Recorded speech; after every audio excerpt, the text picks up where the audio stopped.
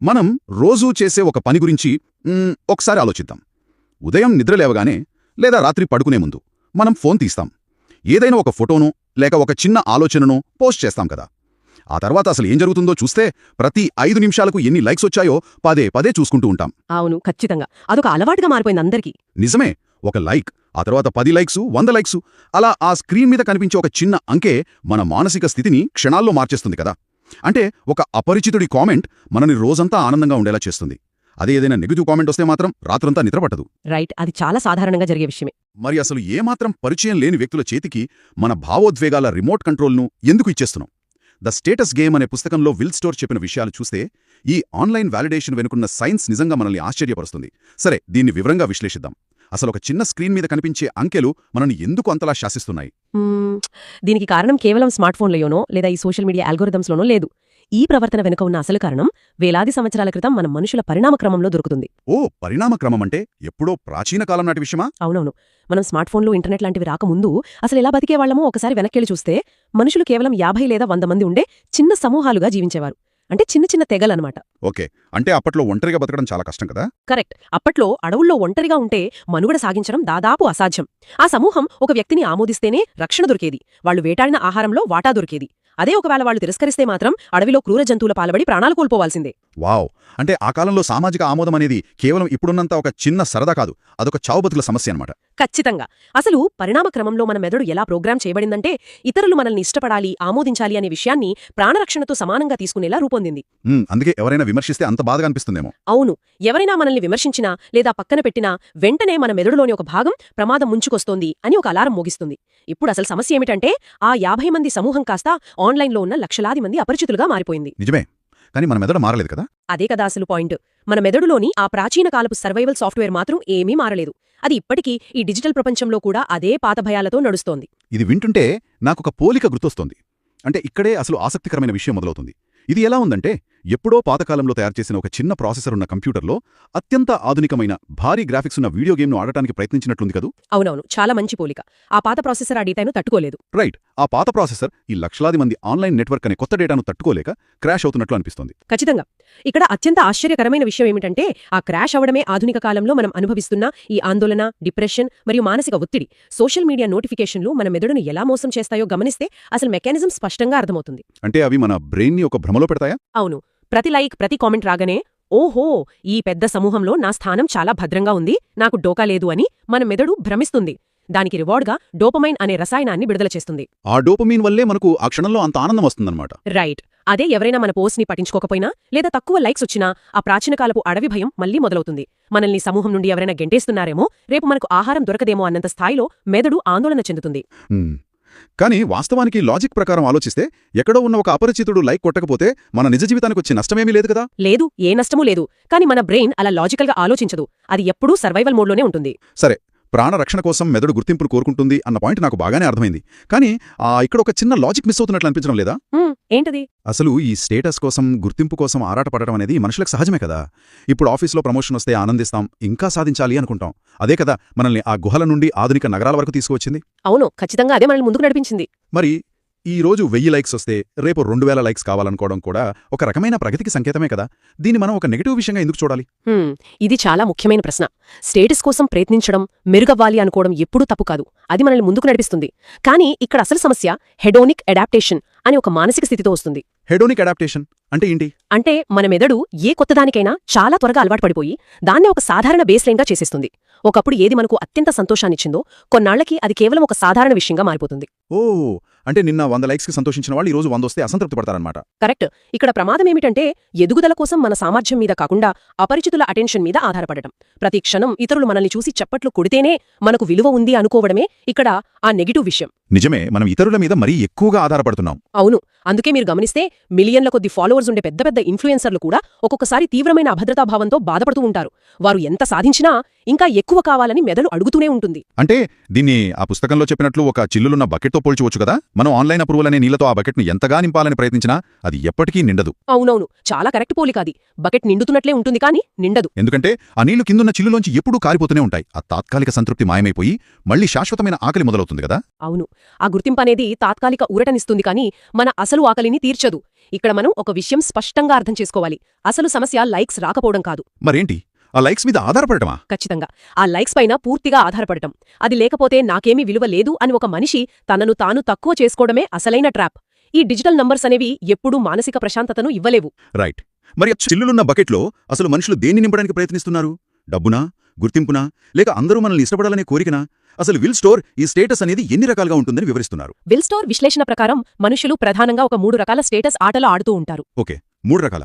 అవేంటి? మొదటిది ఆధిపత్యం. అంటే ప్రాచీన కాలంలో శారీరక బలం చూపించి ఇతరులను భయపెట్టడం ద్వారా ఆధిపత్యం చలాయించేవారు కదా. ఆధునిక కాలంలో కోట్లు పెట్టి లగ్జరీ కార్లు కొనడం, బ్రాండెడ్ వస్తువులు చూపించడం దీని కిందకు వస్తాయి.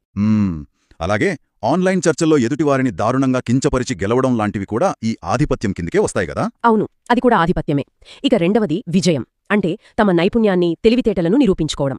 కొత్త ఉద్యోగం వచ్చినట్లు లింక్డ్ఇన్లో పొడవాటి పోస్టులు పెట్టడం, డిగ్రీలు, సర్టిఫికెట్లు చూపించి సమాజంలో గుర్తింపు పొందాలని చూడటం ఈ కోవలోకి వస్తాయి. ఓకే, మొదటిది ఆధిపత్యం, రెండవది విజయం, ఇక మూడవది ఖచ్చితంగా జనాదరణ అయి ఉంటుంది కదా. అంటే ప్రతి ఒక్కరూ తమని ఇష్టపడాలి అని కోరుకోవడం. ఖచ్చితంగా అదే జనాదరణ.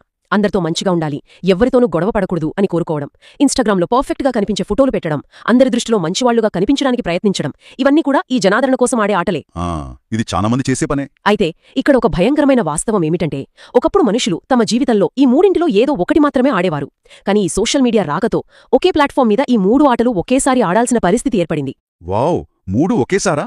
అవును, ఒకేసారి సంపద చూపించాలి, మన తెలివిని నిరూపించుకోవాలి, అలాగే అందరికీ నచ్చేలా మంచిగానూ ఉండాలి. బాబోయ్, ఇది వింటుంటేనే నాకు చాలా అలసటగా అనిపిస్తోంది. ఒక మనిషి ఒకేసారి ఈ 3 పాత్రలు పోషించడం దాదాపు అసాధ్యం కదా. అవును, చాలా కష్టం. అది విపరీతమైన ఒత్తిడిని పెంచుతుంది. పైగా ఈ 3 ఆటలు ఆడుతున్నప్పుడు ఎక్కడ చిన్న తప్పు చేసినా మనం ఎలా కనిపిస్తున్నామో అని అందరూ భూతద్దం పెట్టి మరీ గమనిస్తున్నారనే ఒక భయం ఎప్పుడూ వెంటాడుతూ ఉంటుంది. దీన్ని మనం విస్తృత కోణంలో చూస్తే ఆ భయానికే సైకాలజిస్టులు పెట్టిన పేరు స్పాట్లైట్ ఎఫెక్ట్. స్పాట్లైట్ ఎఫెక్ట్ అంటే ఒక స్టేజ్ మీద మనమీదే లైట్ పడుతున్నట్లు ఫీల్ అవడమా? ఖచ్చితంగా. ఒక చీకటి గదిలో మనమీద మాత్రమే ఒక పెద్ద వెలుతురు పడుతున్నట్లు, మన ప్రతి అడుగును, మన తప్పులను, మన వైఫల్యాలను అందరూ సూక్ష్మంగా గమనిస్తున్నారని మనం భ్రమపడతాము. మనం వేసుకున్న బట్టల దగ్గర్నుండి మనం మాట్లాడే ప్రతి మాట వరకు అందరూ జడ్జి చేస్తున్నారని అనుకుంటాము. కానీ నిజానికి ఎవరికి అంత టైం ఉండదు కదా. అదే పచ్చి నిజం. ప్రతి ఒక్కరూ వారి సొంత జీవితాల్లో, వారి సొంత స్టేటస్ ఆటల్లో విపరీతంగా బిజీగా ఉంటారు. ఎవరి స్పాట్లైట్ కింద వారుంటారు. మన గురించి పగలు రాత్రి ఆలోచించేంత తీరిక అసలు ఎవ్వరికీ లేదు. ఇది తెలుసుకుంటే చాలా ప్రశాంతంగా ఉంటుంది. అవును, ఈ స్పాట్లైట్ ఎఫెక్ట్ అనే భ్రమను అర్థం చేసుకున్న క్షణమే ఇతరుల కోసం నటించడం ఆపేసి స్వేచ్ఛగా ఊపిరి పీల్చుకోవడం మొదలవుతుంది. ఇక్కడ నటించడం అనే పదం మీరు వాడారు. అది చాలా ఆసక్తికరంగా ఉంది. ఎందుకంటే ఇతరుల కోసం నటించడం మొదలుపెట్టినప్పుడు మన భావోద్వేగాలు ఇక మన చేతుల్లో ఉండవు. మనం వేరొకరికి మన సంతోషాన్ని అవుట్సోర్స్ చేసేస్తాం కదా. అవును, రిమోట్ కంట్రోల్ వాళ్ల చేతికి ఇచ్చేసినట్లే. సోషల్ మీడియాలో పోలికనేది ఎంత అన్యాయంగా జరుగుతుందంటే దీనంతటి అర్థమేమిటి అని ఆలోచిస్తే నాకు ఒక సినిమా మేకింగ్ ఉదాహరణ గుర్తొస్తుంది. సినిమా మేకింగ్ ఉదాహరణ అదెలా? అంటే ఒక 2 గంటల సినిమా తీయడానికి సంవత్సరాల తరబడి కష్టపడతారు. ఎన్నో వైఫల్యాలు, రీటేక్స్, ఫినాన్షియల్ టెన్షన్స్ అన్నీ తెరవెనగా ఉంటాయి కదా. అవును అవును, చాలా శ్రమ ఉంటుంది. ఆ సినిమాలో బాగా వచ్చిన అత్యుత్తమమైన షాట్స్ అన్నింటినీ కలిపి ఒక 2 నిమిషాల అద్భుతమైన ట్రైలర్ కట్ చేస్తారు. మన జీవితం అనేది ఆ సినిమా మేకింగ్ లాంటిది. అందులో ఎన్నో కష్టాలుంటాయి. కానీ దాన్ని తీసుకువెళ్లి వేరొకరి జీవితంలోని ఆ 2 నిమిషాల ట్రైలర్తో పోల్చుకుంటాం. అద్భుతమైన పోలికేది, నిజమే. ఆ వేరొకరి ట్రైలర్ చూసి అరే నా సినిమా ఏమీ బాగోలేదే, నా జీవితం ఇంతేనేమో అని అనవసరంగా బాధపడుతుంటాం. ఆ సినిమా ట్రైలర్ పోలిక ఇక్కడ సరిగ్గా సరిపోతోంది. ఎందుకంటే ఆన్లైన్లో ఎవ్వరూ తమ ఒంటరితనాన్ని, తమ అప్పులను, భయాలను పోస్ట్ చేయరు కదా. అందరూ జాగ్రత్తగా ఎడిట్ చేసిన తమ సంతోషకరమైన క్షణాలను, విజయాలను మాత్రమే చూపిస్తారు. అవును, ఆ ఎడిట్ చేసిన క్షణాలే నిజమనుకుంటాం మనం. నన్ను మెప్పించేలా ఒక 2 నిమిషాల ట్రైలర్ ఫుటేజ్ని సృష్టించడం కోసమే బతకడం మొదలు పెడతాము. అంటే మన రియాలిటీని వదిలేస్తాం. అవును, స్టేటస్ కోరుకోవడం తప్పు కాదు, కానీ ఆ స్టేటస్ కోసం ఆడే ఆటే ఒక వ్యక్తి యొక్క మొత్తం గుర్తింపుగా మారినప్పుడే అసలు సమస్య మొదలవుతుంది. మన ఐడెంటిటీ అదే అనుకోవడం పొరపాటు. అంటే ఒకరు పొగిడితే విపరీతమైన ఆత్మవిశ్వాసం రావడం, ఇంకొకరు విమర్శిస్తే ఆత్మగౌరవం పూర్తిగా కుప్పకూలిపోవడం, ఇలాంటి రోలర్ కోస్టర్ రైడ్లో మనం ఇరుక్కుపోతాం అన్నమాట. ఖచ్చితంగా, అదొక ఎమోషనల్ రోలర్ కోస్టర్. ఇదంతా వినడానికి బానే ఉంది, కానీ నాకొక చిన్న సందేహం. ఈ కాలంలో అసలు ఫోన్ పక్కన పడేసి ఎవరికీ తెలియకుండా ఒక గుహలో బతకడం ప్రాక్టికల్గా సాధ్యమేనా? లేదు, అది ప్రాక్టికల్ కాదు. మరి ఈ వాలిడేషన్ వల్ల నుండి బయటపడటానికి వాస్తవ ప్రపంచంలో పనిచేసే పరిష్కారాలు ఏమైనా ఉన్నాయా? ఖచ్చితంగా ఉన్నాయి. ప్రపంచం నుండి పూర్తిగా దూరంగా వెళ్లిపోయి సన్యాసం తీసుకోమని దీని అర్థం కాదు. మనం మార్చుకోవాల్సింది మనం చూసే కోణాన్ని మాత్రమే. దీనికున్న అత్యుత్తమ పరిష్కారం అంతర్గత స్టేటస్ను నిర్మించుకోవడం. అంతర్గత స్టేటస్ అంటే ఏంటి? అంటే బయట ప్రపంచం నుండి వచ్చే చప్పట్ల మీద కాకుండా మన లోపలి నుండి వచ్చే సంతృప్తి మీద దృష్టి పెట్టడం. ఇతరులతో కాకుండా నిన్నటి మనతో మనల్ని పోల్చుకోవడం మొదలుపెట్టాలి. ఓకే, నిన్నటి నాకంటే నేను ఈరోజు బెటర్గా ఉన్నానా లేదా అని. అవును. ఎప్పుడైతే ప్రజలు నా గురించి ఏమనుకుంటున్నారు అనే ప్రశ్న స్థానంలో నా గురించి నేనేమనుకుంటున్నాను, నేను నిన్నటికంటే ఈరోజు ఏదైనా కొత్త విషయం నేర్చుకున్నానా అని అడగడం ప్రారంభిస్తామో అప్పుడు ఆ రిమోట్ కంట్రోల్ తిరిగి మన చేతుల్లోకి వస్తుంది. బాగా చెప్పారు. కానీ ఇది రోజువారీ జీవితంలో ఎలా అప్లై చేయాలి? ఏదైనా ప్రాక్టికల్ ఎగ్జాంపుల్ ఉందా? దీనికి కొన్ని సులభమైన పద్ధతులు ఉన్నాయి. ముందుగా మనం చేసే కొన్ని పనులను ఎవరికీ చూపించకుండా చేయడం అలవాటు చేసుకోవాలి. ఉదాహరణకు, ఎవరికీ తెలియకుండా ఒక డైరీ రాయడం, మనకు నచ్చిన ఒక పెయింటింగ్ వేయడం, లేదా ఒక కొత్త పుస్తకం చదవడం. ఓకే, వాటిని సోషల్ మీడియాలో పోస్ట్ చేయకూడదు. అవును, ఎక్కడ పోస్ట్ చేయకూడదు. ఇది మన మెదడుకు ఒక బలమైన సంకేతాన్నిస్తుంది. నేను చేసే పనులకు విలువ ఉంది, దానికి వేరొకరి సర్టిఫికెట్ అవసరం లేదు అని మనకు మనం చెప్పుకున్నట్లు అవుతుంది. ఇది చాలా మంచి టెక్నిక్. అలాగే ఏదైనా ఆన్లైన్లో పోస్ట్ చేసిన వెంటనే నోటిఫికేషన్లు చూడకుండా 1-2 గంటలు ఫోన్ పక్కన పెట్టడం లాంటివి ప్రాక్టీస్ చెయ్యాలి. దీనివల్ల అపరిచితులు వెంటనే స్పందించినా స్పందించకపోయినా మన జీవితం మామూలుగానే ముందుకు సాగుతుందని మన నరాలకు అర్థమవుతుంది. ఆ తక్షణ ఫీడ్బ్యాక్ లూప్ అనేది కట్ అవుతుంది. వావ్! మనం ఏదైనా కొత్తగా సృష్టించినప్పుడు లేదా ఒక పని చేసినప్పుడు ఒకవేళ దీన్ని ఎవరూ చూడకపోయినా నేను దీన్ని చేసినందుకు గర్వపడతానా అని ప్రశ్నించుకోవటం నిజంగా మన దృక్పథాన్ని పూర్తిగా మార్చేస్తుంది. అవును కదా, చాలా మార్పొస్తుంది. మన విలువ అనేది కామెంట్ సెక్షన్లలో దాగి లేదని ఇది మనకు పదే పదే గుర్తు చేస్తుంది. ఖచ్చితంగా. ఇది ఒక ముఖ్యమైన ప్రశ్నను లేవనెత్తుతుంది. అసలు నిజమైన స్టేటస్ ఎక్కడి నుండి వస్తుందో విశ్లేషిస్తే అది కేవలం అందరి దృష్టిని ఆకర్షించడం ద్వారా రాదు, సమాజానికి విలువను జోడించడం ద్వారా వస్తుంది. అంటే వాల్యూ క్రియేట్ చేయడం ద్వారా అంటారు. అవును. మనల్ని ఎంతగానో ప్రభావితం చేసిన ఉపాధ్యాయులు, మనల్ని కష్టాల్లో ఆదుకున్న స్నేహితులు, లేదా మన తల్లిదండ్రుల గురించి ఒక్కసారి ఆలోచించండి. వారికి ఆన్లైన్లో ఎంతమంది ఫాలోవర్లున్నారనేది ఏ కోశానా ముఖ్యం కాదు కదా. అసలు వారికి అకౌంట్స్ కూడా ఉండకపోవచ్చు. నిజమే.